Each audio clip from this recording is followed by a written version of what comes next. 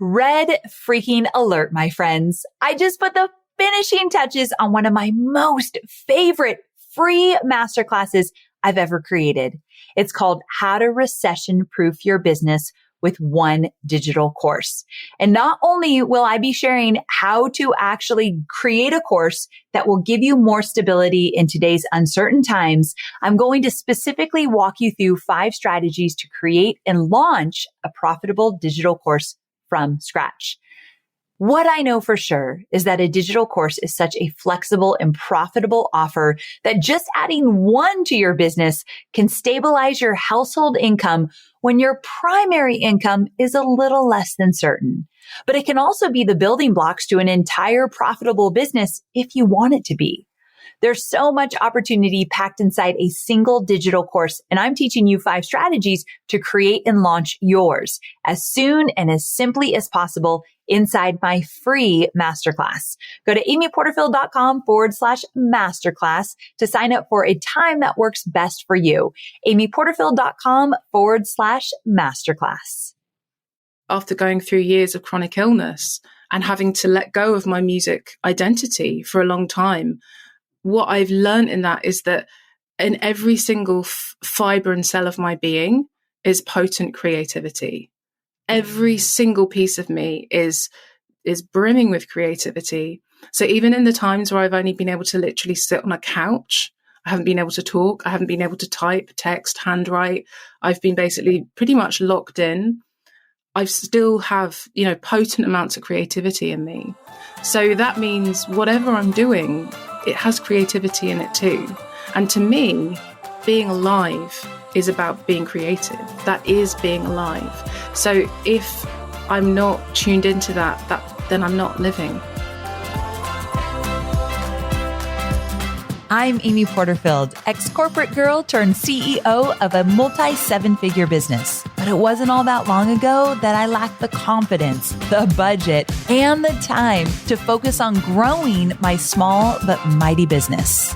Fast forward past many failed attempts and lessons learned, and you'll see the business I have today. One that changes lives and gives me more freedom than I ever thought possible. One that used to only exist as a daydream. I created the Online Marketing Made Easy podcast to give you simple, actionable, step-by-step strategies to help you do the same. If you're an ambitious entrepreneur or one in the making who's looking to create a business that makes an impact and a life you love, you're in the right place, friend. Let's get started.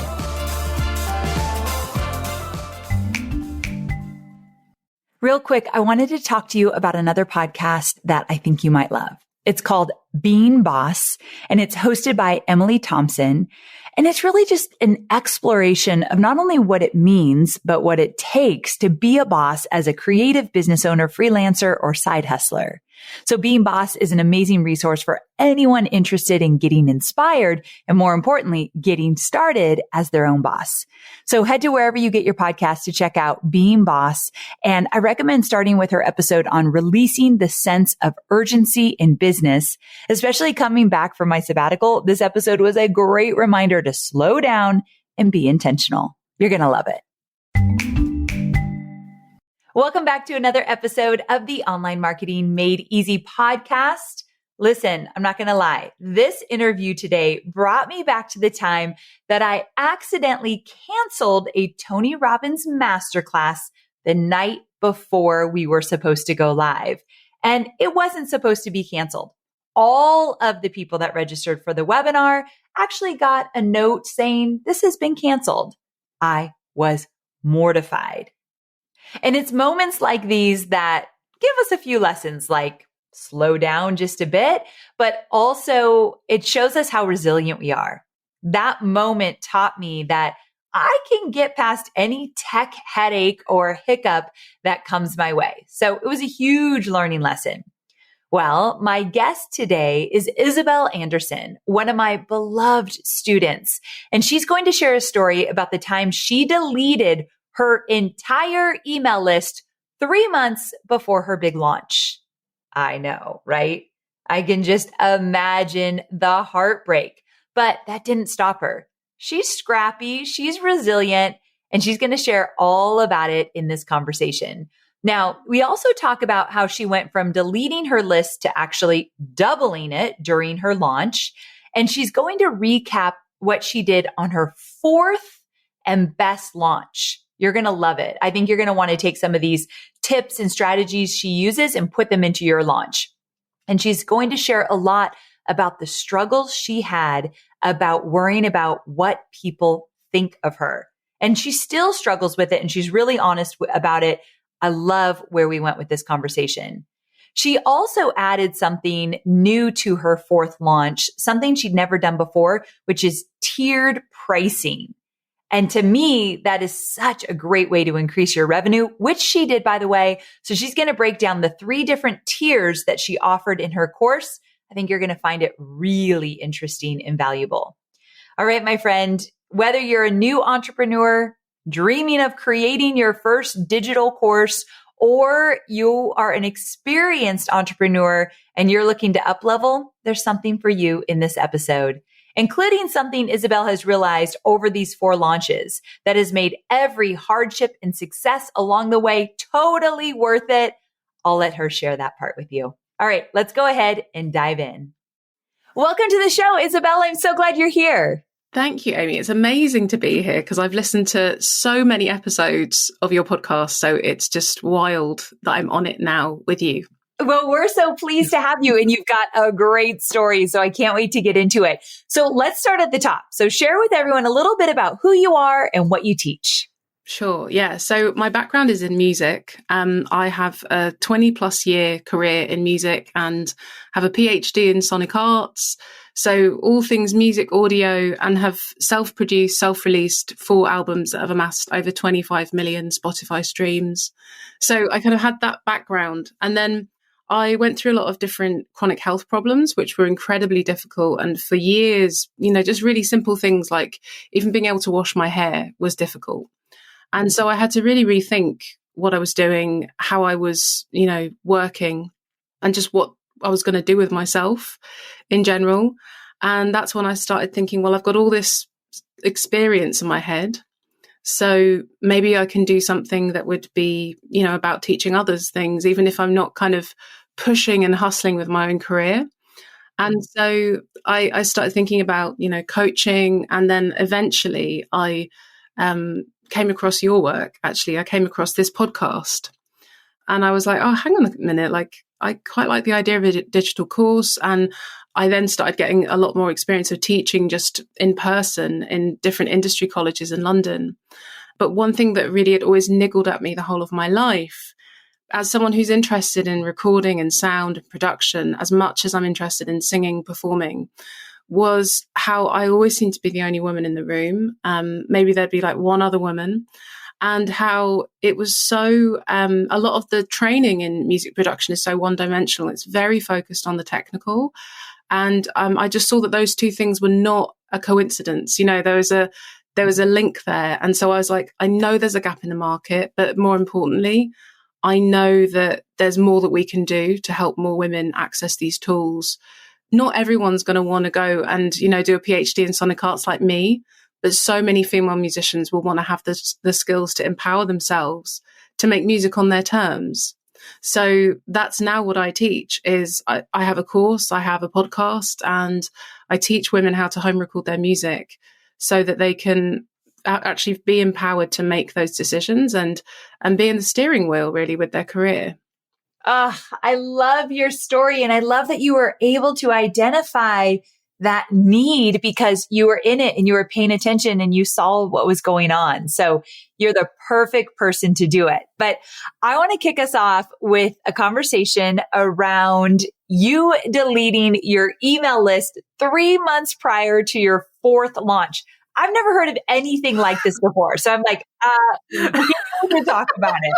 So talk to me. Okay. And my favorite part of this story is you proceeded to double your email list during this launch. So I don't know what's going on. Tell us what happened. I love the scrappiness here. Yeah. So, it's so funny how my brain works where it takes me a while for me to go into panic mode.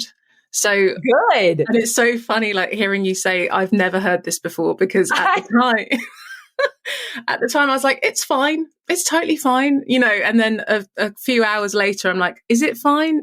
No, this isn't fine. So I was, basically I was trying to tidy up my list, and I did this really, really awful rookie error after years of now like managing my email list, of not backing up the list before I start twiddling around with it. And so I'm like highlighting names of people who have unsubscribed. They're just clogging up my contacts and they're costing me money. And I'm like, right, I need to just take these people off. And instead of highlighting just them, I highlighted the whole list and then clicked delete. And it even said, I mean, I can't even blame the software. It like kept saying, are you sure you want to delete your list? Basically. And I was like, yeah, definitely. And like, oh God, yeah, okay, yeah, sure. Like capital letters, delete. But then I started seeing the numbers go down, and like my list at the time was about 3,800. And I just kept seeing the numbers go, literally it was taunting me with the numbers going down. It would go down to 2,000, 1,750. I was like, oh, hang on a minute.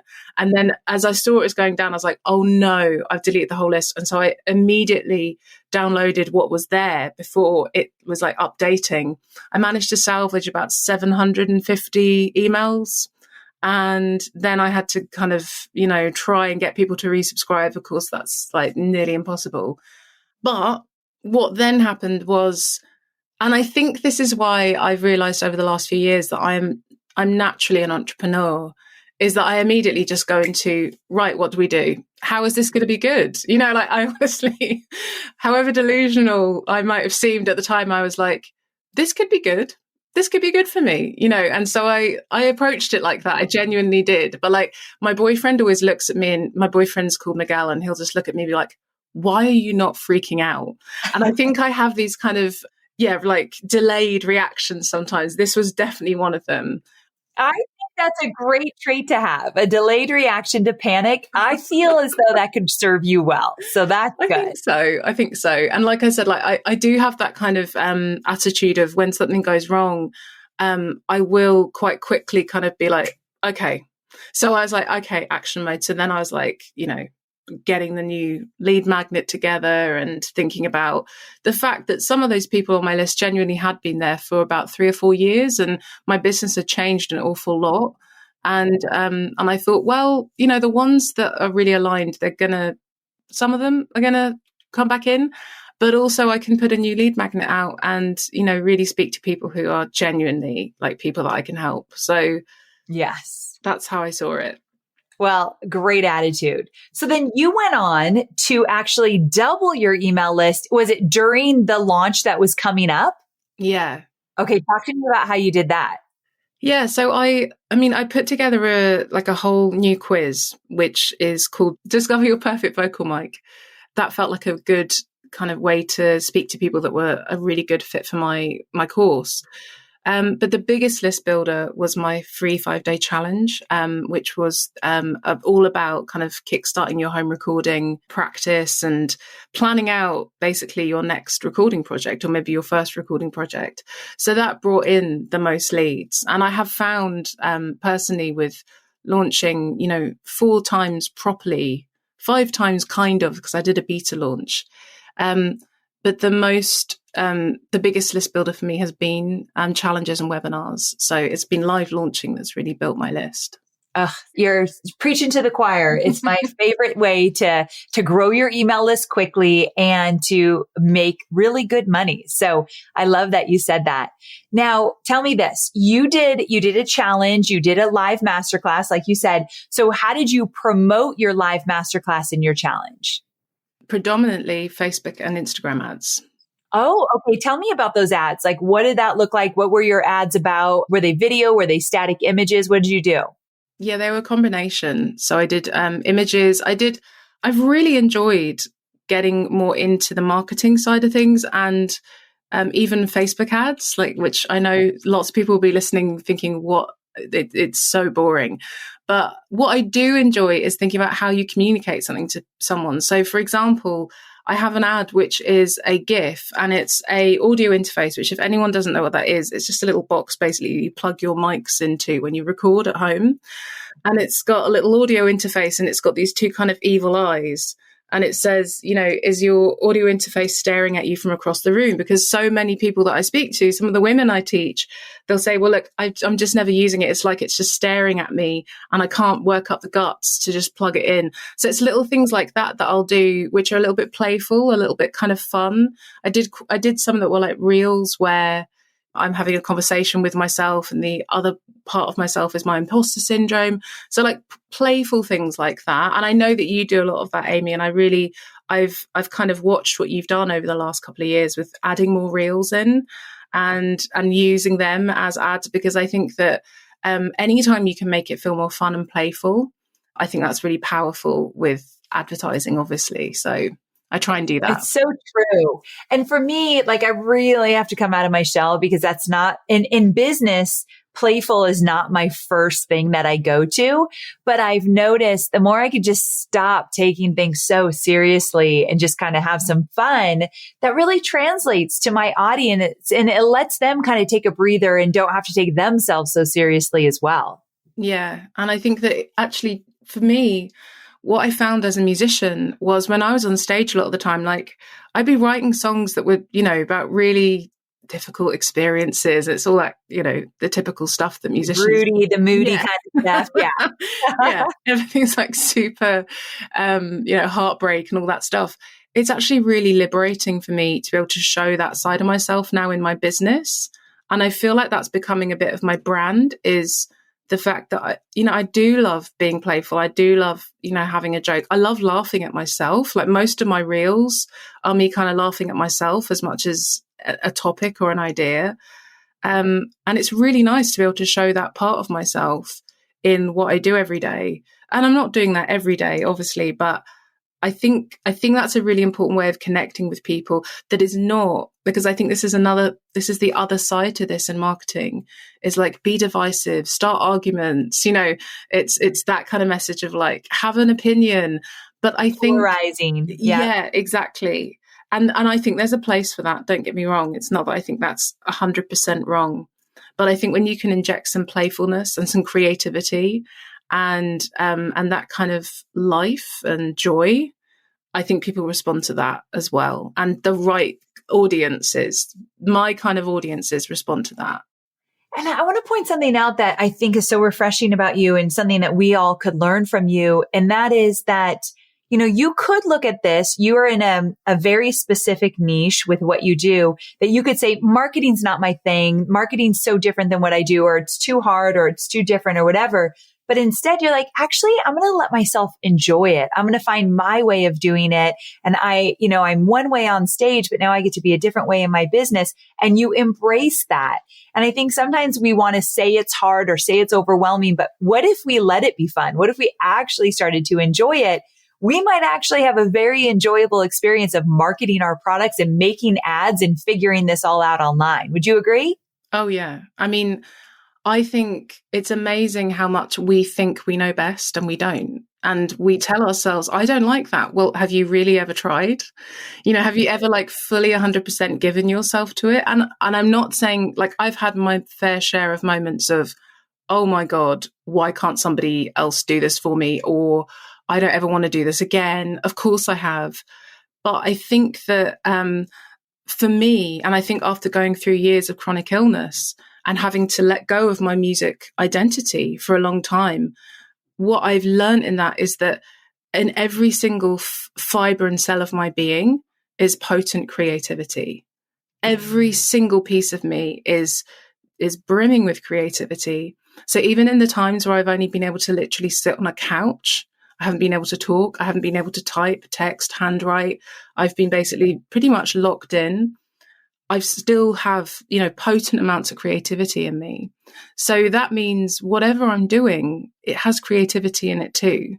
And to me, being alive is about being creative. That is being alive. So if I'm not tuned into that then I'm not living. Oh, so beautifully said. Yes. I know someone listening right now is shaking their head like, I needed to be reminded of that. Being alive is to be creative and how important it is to allow yourself to have that outlet. I love that you brought that up.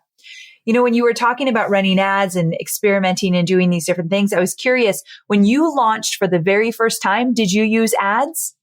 I didn't on the beta one because that was very kind of spur of the moment. And I actually, just to transgress a little bit, I remember I just joined Momentum. Okay. Yeah. And the pandemic had hit. And at the time I was working like on a kind of paid by the hour contract in an industry college in London, teaching production, songwriting, all that stuff. So when the pandemic hit, all my hours got cut overnight, like literally overnight. I had no work at all, but I had this course that I'd been mapping out in Digital Course Academy. And I wasn't ready to launch it because I'd been traveling up to London. I'd be staying overnight half the week in London, then coming back home. It was really full on. But what I did was I did this challenge, and I just like did it totally. I got into hustle mode, pulled it out of nowhere, called it "Clean Up Your Recordings, You Dirty Girl," and again the playfulness. Fun. My podcast is called Girls Twiddling Knobs. Like it's just all trying to kind of come up with catchy, poppy kind of playful things, and like really different to a lot of music technology spaces that never have things called that. So anyway. I ran this challenge, and during the challenge, it was the first time where things started to click because I'd been doing Facebook Lives every week and just wasn't really getting any traction. And suddenly with this challenge where everyone was invested for 5 days, it just all clicked and I had all this engagement. And then by the end of it, people were saying, right, we love this. Where's the next thing? And I was like, well, you could be a beta group on my course, which I haven't made yet. And so enough people said, yep, let's do it. And I did a really low introductory offer for founding members. And then every single week made a module a week, drip fed it. And as I was making it, it was intense. It was bonkers, but it was great. And I loved it. And I was like, I want to do this. And I remember for that beta launch, the reason I'm saying this is I remember when I joined Momentum just then as well.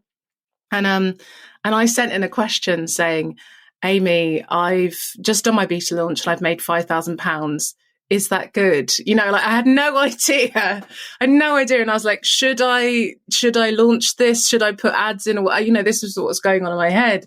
And I remember that, like watching that video and you saying, this is really good. Yes. Yeah, this is really good. Yeah, you should keep going, Isabelle. £5,000. What is that in US? Oh yeah, sorry. I actually even have like a currency conversion, but I think that it's about $6,000. $6,000. Yeah. So for your first beta launch, you made around $6,000. Yeah. I mean, that is incredible. It's so, so good. Okay. So wait a second though. So you've gone on, this is so good. So you did your beta launch and then you've gone on because you recently did a fourth launch. Is that right? You're on your fourth? Yeah. So like apart from my beta launch, my fourth launch, there's like 5 in total, including my beta. Yeah. Okay. So tell everybody what you did on your fourth launch or fifth or whatever. I get what you're saying. Yeah. Yeah. Fourth full launch. So for my fourth launch, well, just to kind of give a little bit of context, like then I launched again, and I put in about $700 worth of ads and made $14,850 out of $700 in ads. The next time round, I put in about $4,000 in ads, and I made $55,000. Oh my goodness. So this was like in the golden age of Facebook advertising. Yes, I hear you. I know what you're talking about. Yeah. So I was cutting my teeth with like, okay, like $1 conversions. Yeah, this is great. And it was great, obviously. And then I did my third full launch and I put in about $12,000 for ads, and I still made back $55,000. And of course, for lots of people that would be, well, that's great. But for me, I was like, oh no, what am I doing wrong? It's broken. And of course it wasn't broken, but it did get me thinking, okay, well, what could I do differently, or what might I want to change to kind of tweak and play with launching? So this fourth launch that I just did, I put in 3 tiers. Oh, talk to me about that. Tiers, I'm so interested in how people do this. I used to do this, so I'd love to hear. Yeah. And I think, I'm sure, like, Amy, there's pluses and minuses. So we can get into that a little bit later if you want. Yes. But basically, there's what I call the essential version, which is just the course, but you also get the Facebook community, the live Facebook community, and you get 2 Q&As every week for 10 weeks. And that is $602. So I've prepared all these figures for you. I love it. So wait, 602. I love the $2 there. It's £497. Oh, gotcha. Okay. So they're listening, they're like, why would you price something at 602? Like, that's a different strategy. Yeah. Okay, gotcha. Okay, makes sense. Yeah, so I sell it in pounds, but it translates to dollars as 602, and then you can do a 6-pay as well. But then there's also the accelerator version. So Home Recording Academy is accelerator, and that is with the course, the bonuses, and also the Facebook group and the Facebook Q&As. But you also get twice weekly Zoom group coaching calls. Oh, okay. Cool. So yeah, and then that means that you can also get on a hot seat with me to especially imagine my course. There's a lot of technical stuff. So you can get on a hot seat to pick my brains about something that maybe isn't working. You could even share your screen and we'll work through something together. Wow, but also you can get feedback on your recordings and your mixes. And so I'll listen to it in real time and other people can listen in and watch this happening. So I've found people have learned an awful lot from me, listening to someone's mix and saying, right, the panning needs to come back here a bit. This needs to change. Maybe we need to clean up some of those frequencies, and I'll just hear something really quickly. And a lot of my students will learn a lot from kind of seeing those mixes progress. So I bet. So that's very powerful. That's a very great offer, that second one. Okay. Yeah. So the second, and that is priced at, again, it's going to sound like a random figure here, but $1,208. So that's £997. I'm glad though that it's significantly higher than the first, because if you're doing listening to things and giving critiques, that's worth a lot. Okay, so great, that makes sense. Yeah, and you can do a 6-pay as well. And I even had this is a little technique that I think is good, is having a 12-pay in the back pocket. Oh yeah, me too. I love that. Yeah, because I think especially nowadays, and especially where we're heading with basically going into a recession, I think having that in the back pocket is really helpful. So I had that for that one.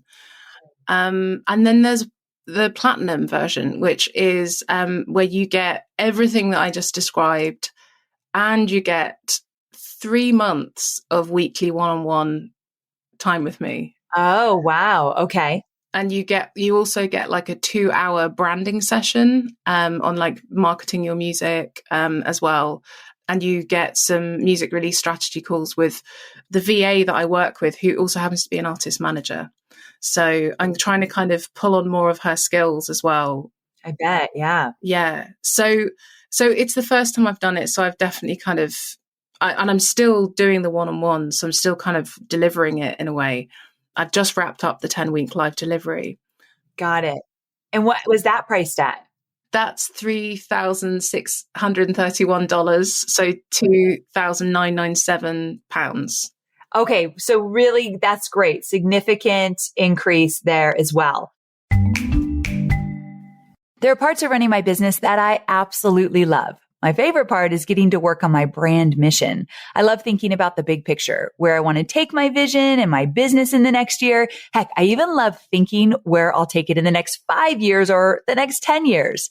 But with every business, there are parts that I don't love as much. Parts I don't want to spend my time on. Those tasks that you push off until the last possible moment. Well, that's why I love HubSpot CRM, or Customer Relationship Management Platform. With over 1,000 integrations that teams will actually use, HubSpot helps eliminate friction and save you time, so you and your team can focus on what they do best. From social media tools that help you publish posts to ad retargeting that helps customers find what they love about you, learn how HubSpot can make it easier for your business to grow better at HubSpot.com. I have some questions about these tiers, what you loved about them, what you didn't like about them, all of that. But how much did you make in your last launch? So in my last launch, I made in dollars 84,076. That is incredible. That's a huge jump from your third launch. So your second and third launch, you made about the same, right? That's right. Yeah. Okay.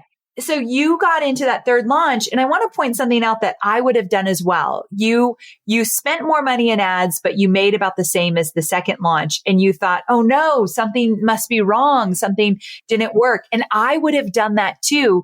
And it's such an easy trap to get into. But I read this book called The Gap and the Gain. And when I am in the gap, I'm looking at what I didn't do, but I'm in the gain. I think, I just made $55,000. Again, I was able to repeat something that I had done. It wasn't a fluke. I'm continuing my momentum. This is fantastic. Yeah. So we have to catch ourselves when something doesn't seem as good as last time. Still look, we've come so far. People would die to make $55,000 in a launch. Like, that is a lot of money. So I love that you were able to continue to go. And now you made significantly more in your fourth launch. These 3 tiers, so incredibly smart. So tell me about your feelings about the tiers. What worked for you? What maybe you changed? How did you approach that? Yeah. Well, I think one of the biggest pluses is that I know my students even more now. Obviously, I've spent so much more time on Zoom with them. I knew them really well already, but it's different actually being on a call with them and actually being confronted with, like, as you go through the different modules, being confronted with the sticking points, being confronted with the same narratives that maybe come up again and again. And I'm actually at the beginning of revamping the course. And so it's been really helpful to go through this process and be like, I know what I really need to start giving more of. I know where maybe I need to take some stuff out. I know where maybe that's not my stuff, and I can't take responsibility for everyone who ever takes my course. Amen. So, yes. Yeah. And that's, I would say, like, for me, that's been the hardest part. One of the hardest parts of business, and this kind of business, is knowing where your stuff stops and somebody else's stuff begins. Talk to me about that a little bit. And by stuff, tell me what you mean. Well, I mean, I guess I'm meaning the negative stuff. Yeah. All the stuff that we've got going on in our head. Like, we can't control everything. It's so interesting. You just brought this up. I was being interviewed for someone else's podcast an hour ago, and she was saying, how much responsibility does the course creator have in terms of getting people results? And then what part does the student play? And I said, oh, they both play a very big part. We are really responsible for delivering on what we promise and setting up a course that is easy to get through and navigate, and helping them get to the finish line with whatever we feel appropriate to do. But at the end of the day, there's a student there that you cannot control everything that they're doing, saying, thinking, and how they're navigating through the course. So you are absolutely right that we can't control all of their stuff as well. No, but I mean, I'm a chronic people pleaser. Same, I hate the idea that somebody would, even someone I've never seen before in my life, would go through my course and think badly about me. I mean, I know that's my ego talking. I know that that's where it comes from. It's not because I'm this incredible saintly person, but it translates into people pleasing. I'm always trying to protect myself from somebody not liking me. So this has been a really great piece of development, personal development for me, of being an entrepreneur, is having to, really put other things first, and accepting that not everyone's gonna get what you want from what you put out, or not everyone's gonna get it, or not everyone's gonna be consistent with how they start the course and how they end the course. But the other flip side of that is that I hardly ever get emails from my students that, where they're unhappy with something. I'm very, I guess because I'm so conscientious, I was going to say I'm very fortunate, but I'm conscientious about what I do, and I care that it actually has an impact and it has worth. I really put a lot of my heart and soul into it. So I hardly ever get those emails, but when I do get those emails, what I do know is that we won't end up where that email began, because I know that with a conversation and with that kind of understanding and meeting somebody and being able to just give them that space to have their stuff, not making it personal, not making it about me, I know that 9 times out of 10, it gets to a point where actually we are in a very different place where they are making very different noises, you know, and I've learned something as well. So I think there's that, but then there are also those times when you have to just accept that people have so many different reasons for having different filters on, you know, what you bring, what other people bring. I've heard people talk about this on this podcast before, you know.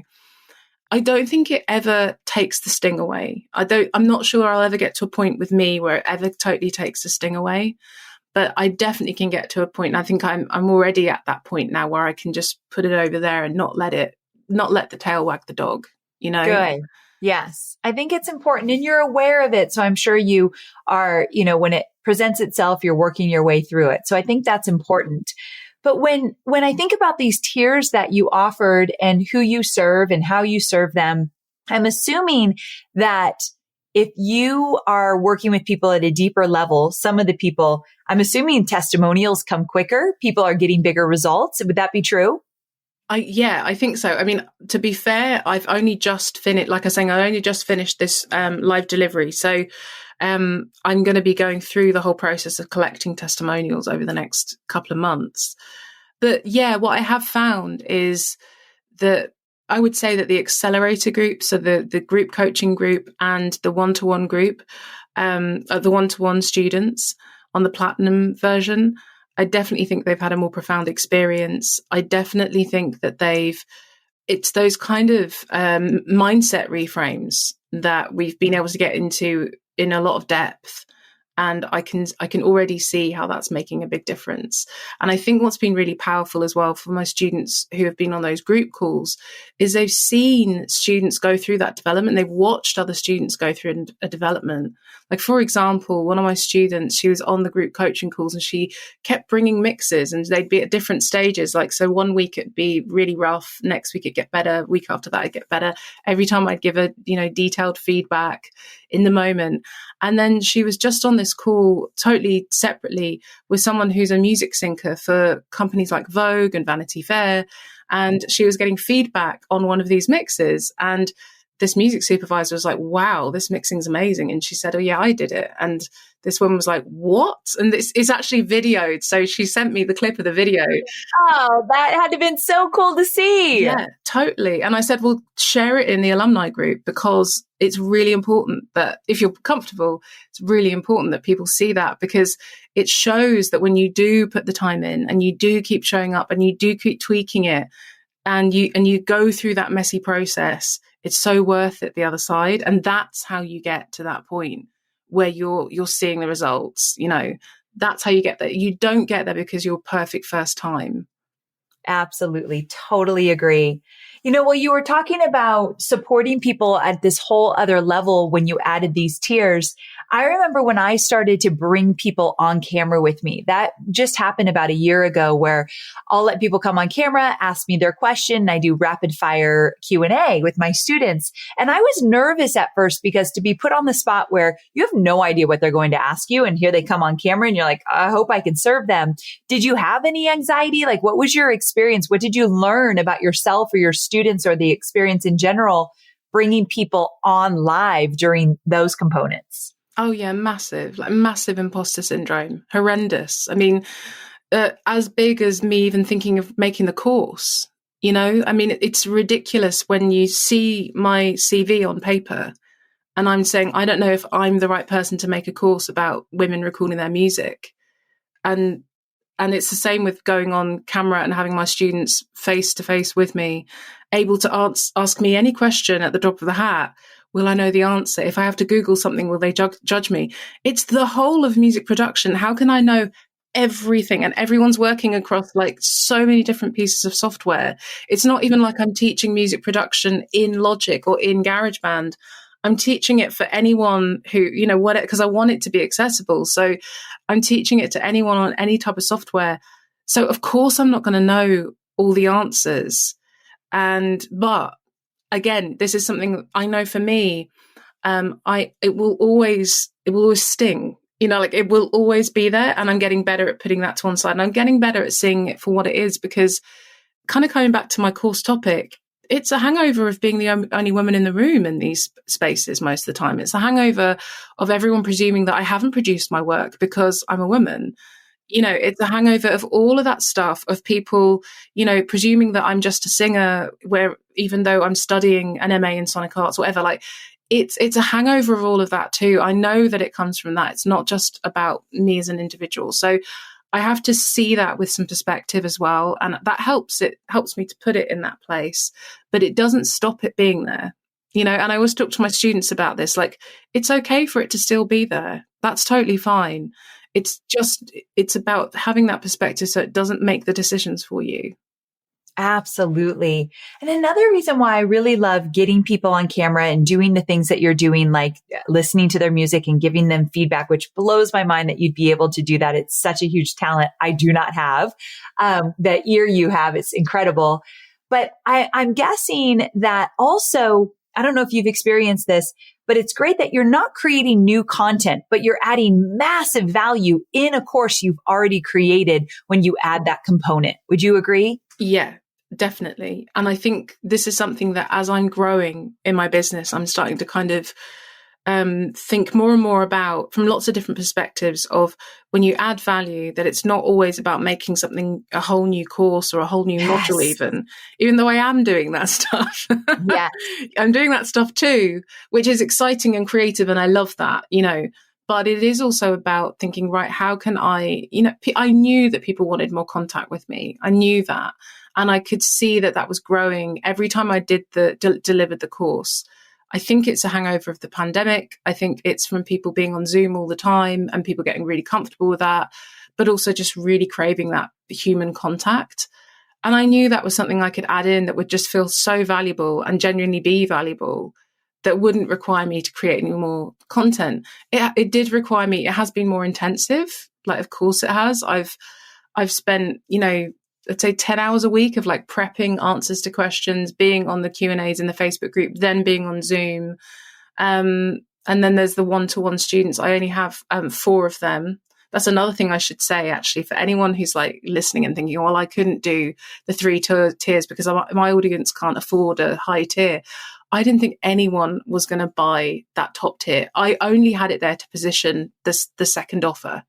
I just thought no one's, because everyone's always telling me they don't have enough money to do the bog standard, like $602 one. Yes.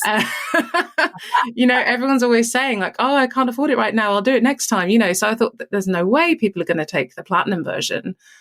I only had 3 places, and then I closed the cart and someone found a link that worked. And so I have 4 platinum students. Okay. That's fantastic. When you thought that they couldn't afford it. Yeah.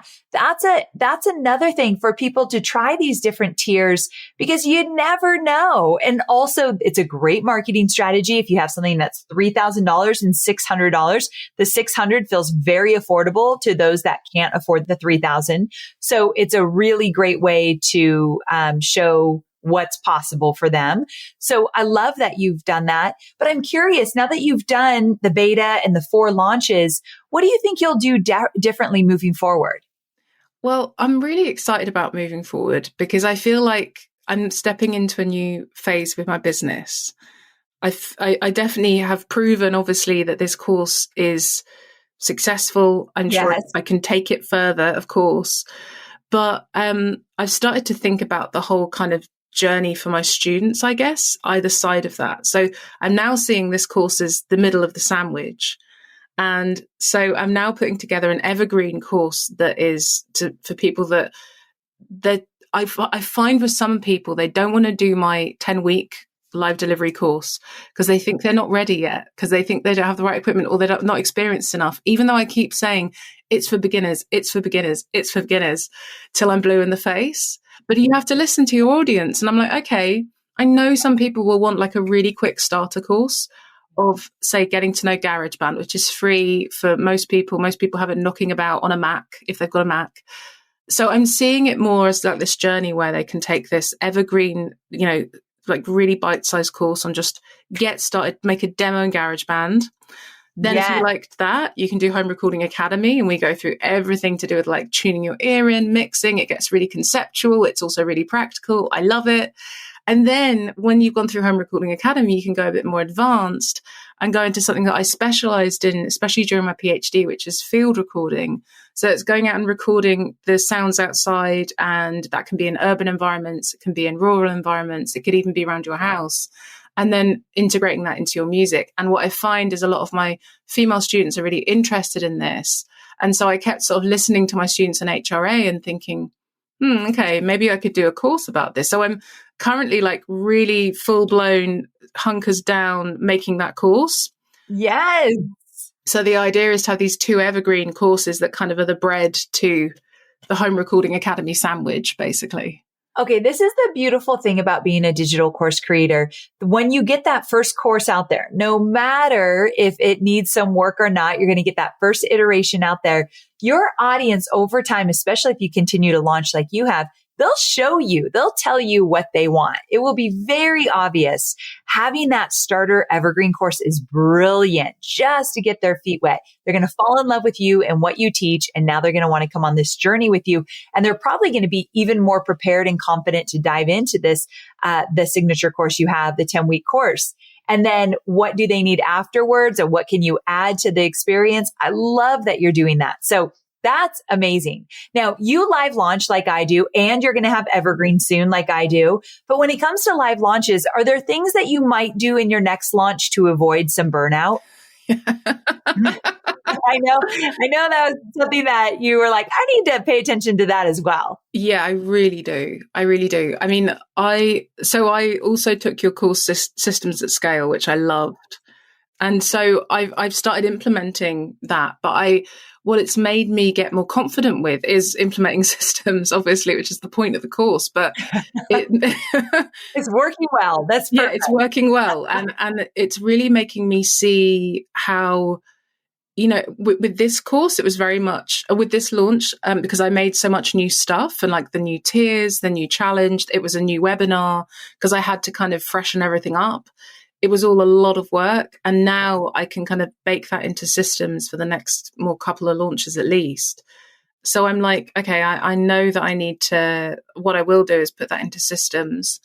I think what I'm noticing in each launch is that emotionally I'm getting more grounded and steady, which is really nice because at the beginning I felt so scared, so scared. And I have to remember this when I sometimes get a little bit frustrated with some of my students where I'm just so further ahead in terms of recording and production.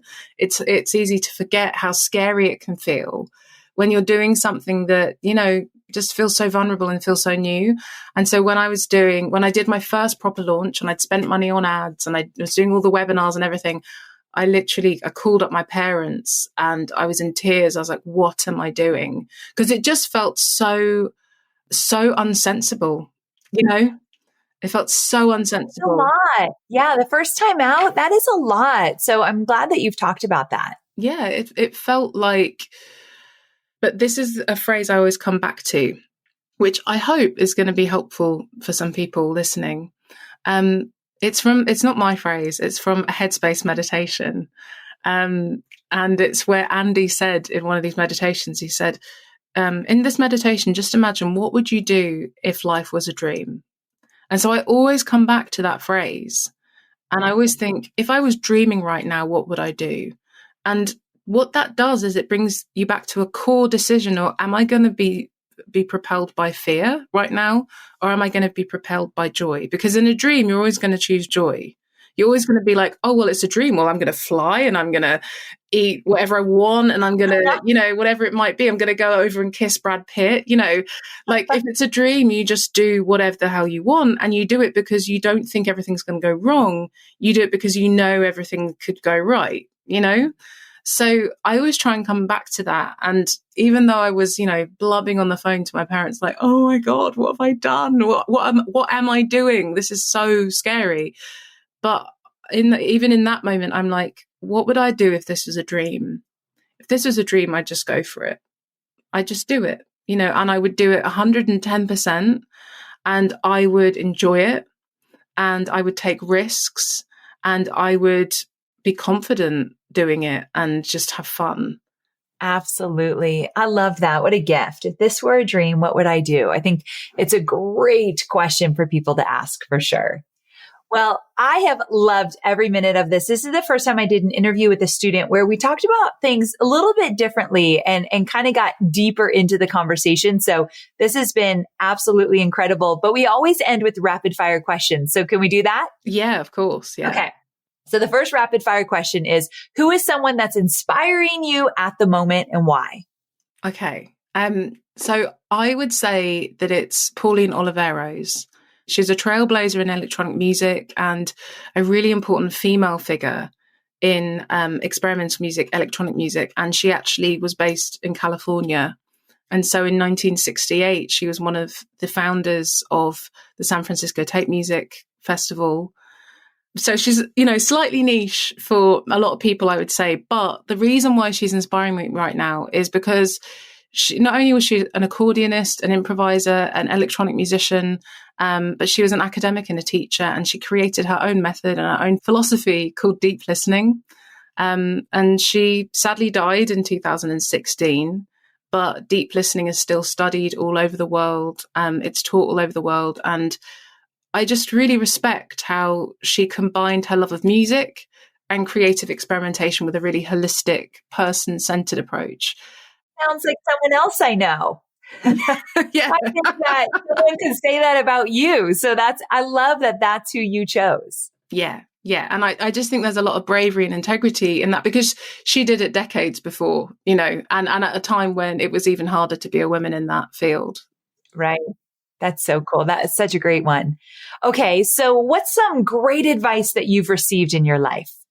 I would say, maybe like coming back to that, what would you do if this was a dream? Yeah. I was thinking that too. I thought that's really great advice. What would you do if this were a dream? That's such good advice. Okay. How about a piece of advice you give to someone wanting to launch a digital course?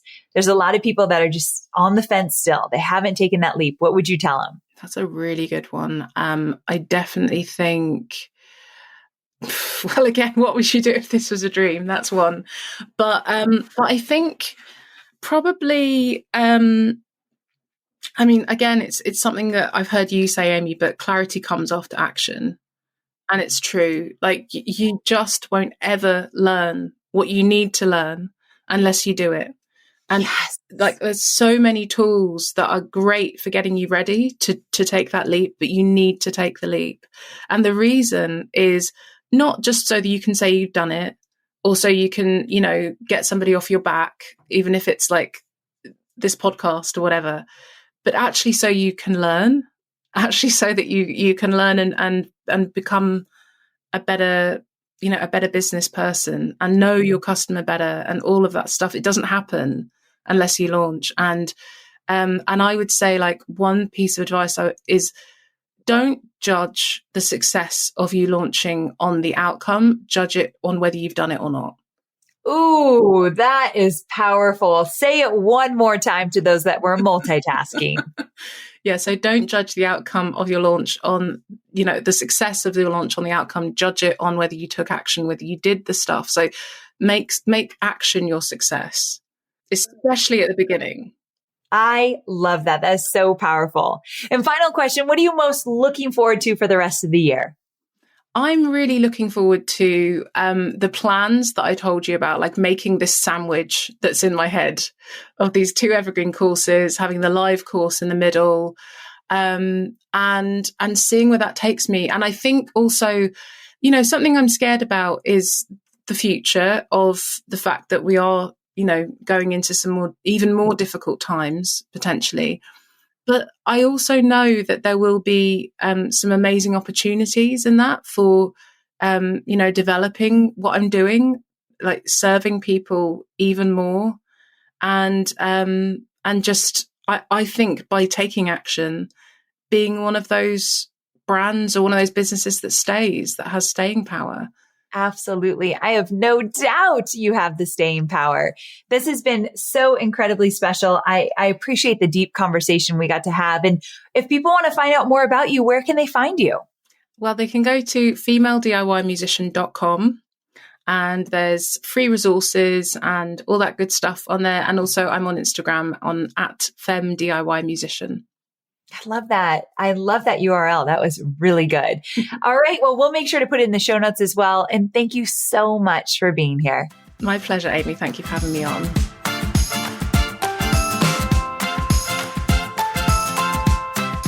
I just fell in love with Isabelle the moment I met her. I love her entrepreneurial spirit and her ability to really get scrappy and make things happen. I also love that she puts an emphasis on enjoying the journey and really having fun with it, from the names of her podcast or her programs all the way to the reels that she creates and everything in between. She's having a good time. What a concept, right? It doesn't all have to be so serious and full of stress. It could actually be something you enjoy. I don't want you to forget that. I also really loved that she shared some of the most vulnerable things about what she has come up against mentally as a course creator. I think many of you, including myself, could totally relate. So thanks so much for joining me for the Online Marketing Made Easy podcast. I'll see you next week. Same time, same place. Bye for now.